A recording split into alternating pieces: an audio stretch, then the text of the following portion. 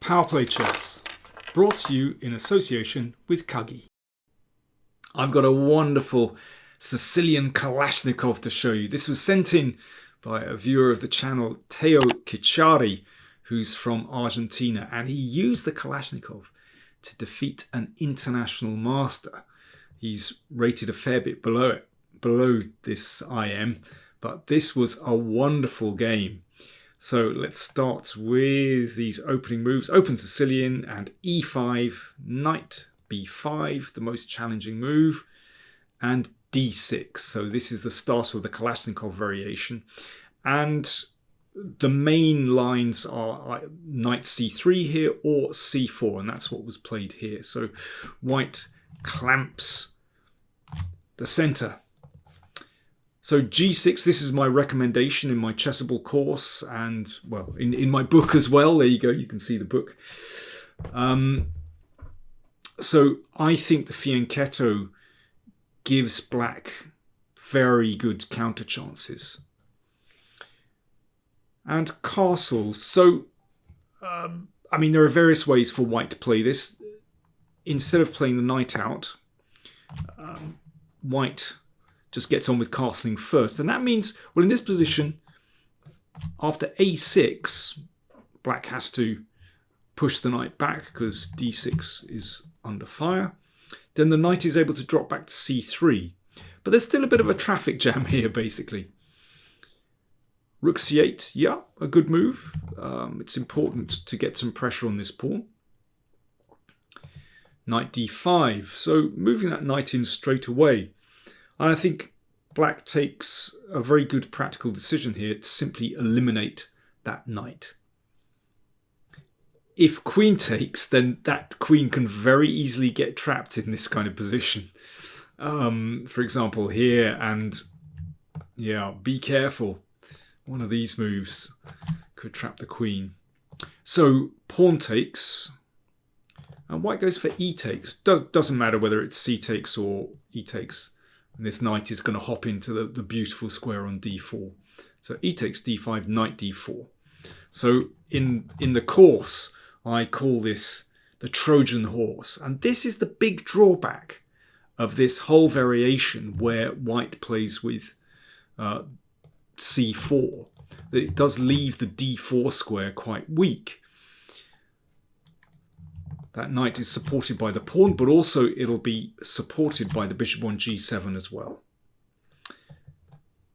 Bishop d3, bishop g7. And this pawn structure, where black exchanges on d5 and a pawn ends up here, is so typical of the Kalashnikov in many, many variations. And it's good to get a handle on this. So basically, black has this really nice compact pawn structure on the king side, including a 4-3 majority of pawns. And, well, as we've seen before, these pawns can roll down the board. The Rolling Stones can roll down the board. And that can be dangerous for white's king, but also even in an endgame, that can be a very nice asset for black. So white decides to actually take on this structure straight away with f4. But this is a move that has consequences because, of course, there's less pawn cover now for the king. But it can turn out very well as well. Let's see. Knight e7, yeah, time to develop, and castle's kingside. King h1. Okay, now, time for you to have a think. Time for me to have a drink. Black to play. How would you play here? There's a very typical move that black now plays. Cheers.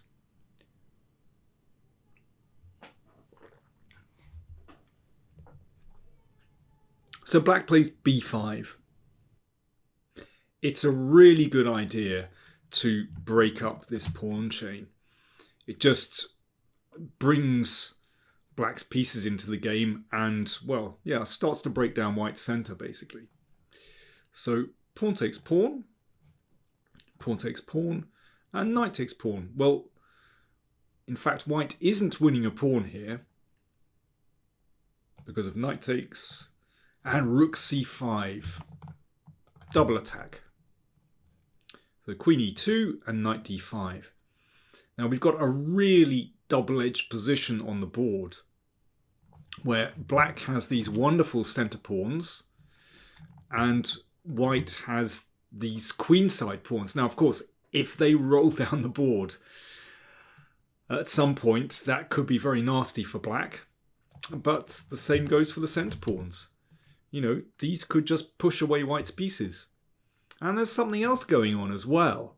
That notice, black's king has wonderful cover. Bishop as well.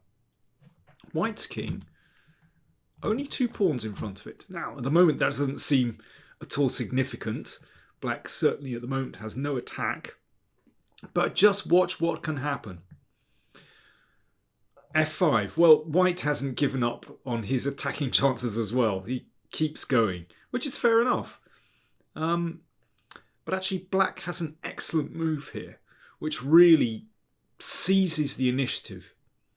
And it's so typical. Black to play, what would you do? That's time for you to think again. Time for me to have another slurp of tea.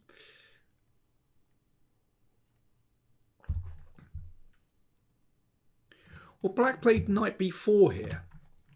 But I think Teo misses a trick. He could play queen h4. When the king has so little cover, this is the kind of move you want to make. Get the queen over to attack. So, for example, after bishop d2, then e4. Beautiful move, just opening up the bishop.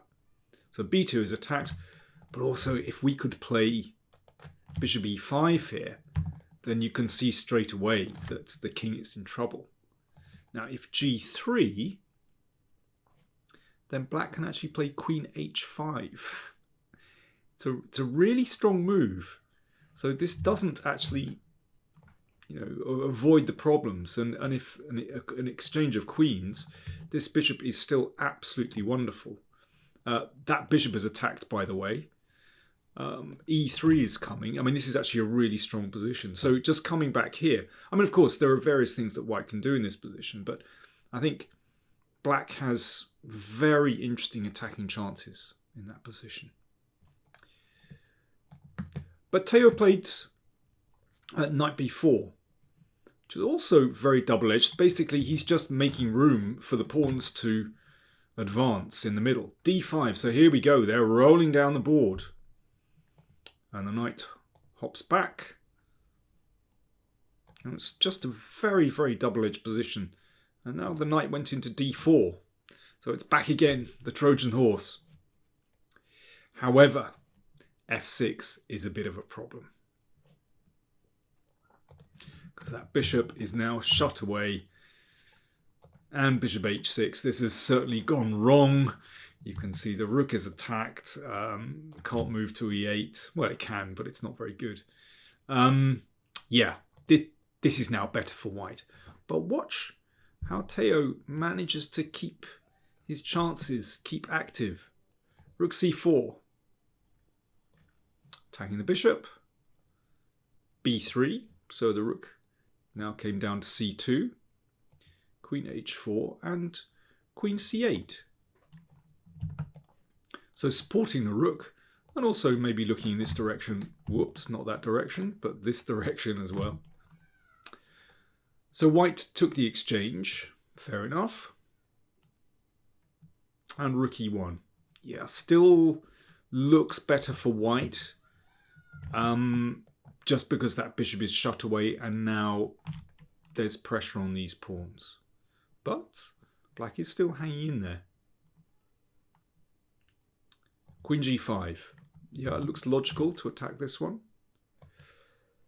And now white plays a move which looks so natural, but is in fact a mistake.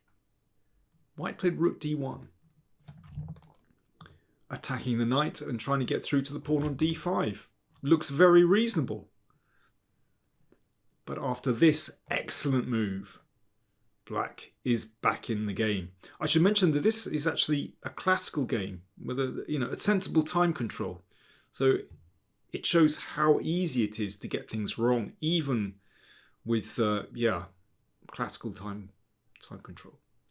The problem is that after h6, white can't keep hold of that pawn. So for example, if the queen goes back to h4, then knight f5 is certainly better for black. So white took on h6, bishop f6. The bishop breathes again. Also defends the knight on d4. I tell you what, all bets are off in this position. White might have an extra exchange, but every single one of black's pieces is active. And these pawns have real potential. Bishop e8. Okay, white is looking to attack a weakness here. But knight f5, good move.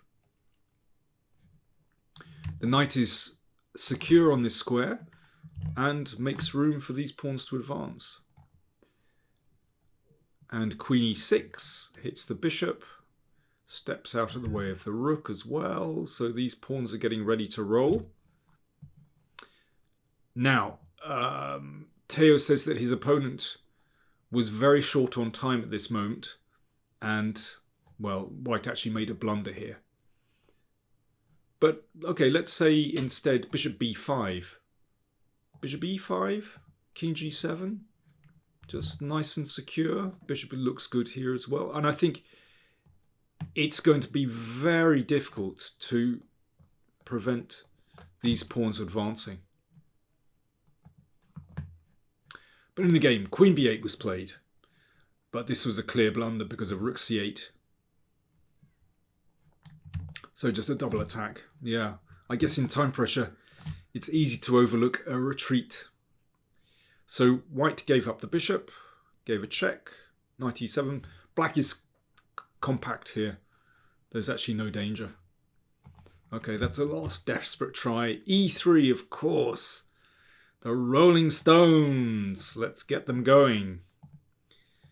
d4. Queen c6. Yeah, very simple move actually. Just making sure that the queens are exchanged and then these ones are going through. Queen exchange, don't panic, that pawn is stopped by the knight. King 7, yeah, let's step out of the pin. Rook f4, bishop e5, oh that's nasty. King d6, rook a1. And here white resigned. Obviously that rook is trapped. That's a pretty state of affairs. And once the rook goes, then these pawns are just going to roll through. And yeah, there's not a lot to be done at the other end of the board because the knight covers this square. And these pawns are going to go through first. Well, that was an absolute riot of a game. Tremendous. Congratulations to Teo Cicciari on an excellent victory. He defeated an international master who was rated quite a bit above him, and I think a really excellent game showing great strategy. So first of all, we saw the Trojan horse leap into d4, so typical of this Marozzi variation. And then I really like b5, breaking up those pawns, which meant that black ended up with these two centre pawns. And yeah, there was lots of chaos on the board, but finally we saw that those pawns in the end were just way too strong for white. Great stuff. Remember, my chessable courses are on sale at the moment, so if you're interested, then do check out the links. You'll see them below. The Kalashnikov course. There's also the Anti-Sicilians course as well. There's a complement to the Kalashnikov course. So do check them out. They're on sale. This is the time to get them if you're interested.